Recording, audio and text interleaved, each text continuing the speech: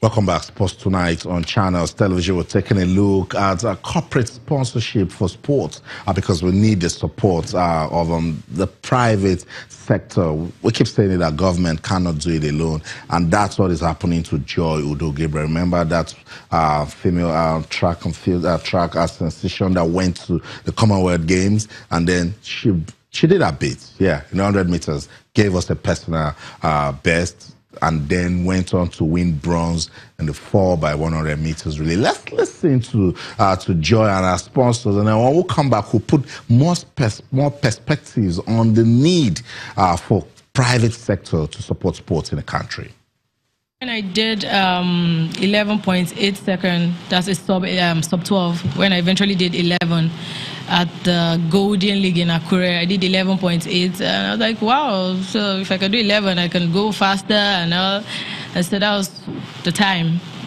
I knew that I could do better than what I was doing then. I felt very awesome, like, you know, I couldn't cry then, but it felt very great because, you know, I hear about these people. I never even thought I would be at the Commonwealth Games. That wasn't the idea to be. I wasn't, although my coach said, just go there, try your best. You know, you never can tell, you can make the team. And eventually I did. And even when I got to the Commonwealth Games, I was so excited. You know, even when I wanted to run, the crowd, I didn't realize there was so much crowd once I finished running. And that's the sweet. Good experience in the bag. So much crowd, but she wasn't tense. Yeah, she wasn't. Instead, she was excited. A rush of blood to the brain, you can call that, but it worked good for her. She made it to the semis. Yeah. Ran with actually the best in the world at just 18. Austin, this is fantastic, you know, for her to be able to do such thing at her age. I was just looking at her, I said, this is not just 18 years old, you know. At heart, you could see that this is somebody that just probably left secondary school some few years ago, you know, if not recently.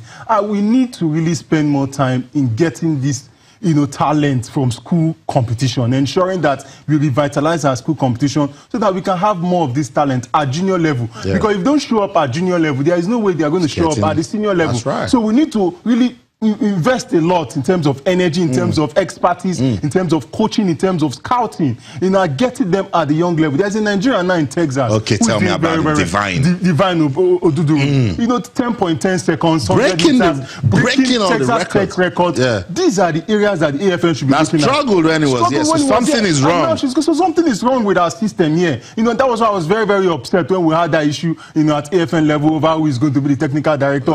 Because our athletics is already down. The last thing we need is a disunited board, because there's a lot of talent out there that we are not harnessing, and that's why athletics is suffering seriously. 100, 200 meters that we used to dominate at African level, at Commonwealth level, we are no longer there. Yeah. Even Blessing couldn't summon the courage to run 100 or 200 meters. She had to settle for relay. You know, so we are still talking of Blessing Okagbare still at that level. So we really need to reduce the pressure. We need to reduce the pressure. I know corporate bodies, a fantastic move that they are coming in to assist. Yeah. But also, it's important that we point the direction, but ensuring that we have structures that will make us develop, you know, generate some of these athletes that we can, you know, give to them to sponsor. I totally agree. And for those corporate bodies to come in and feel relaxed, there must be a responsible leadership in place, a credible leadership in place. There must be accountability. I mean, nobody can put their money into what they're not sure of. There must be a vision. We can see that there's been progress. Joy told us about her progress from Akure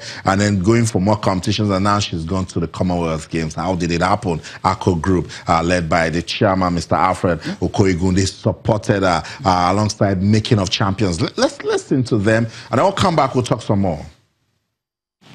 You see, we have not developed in our country today because we believe so much in expatriates that will make it. They cannot make it for you.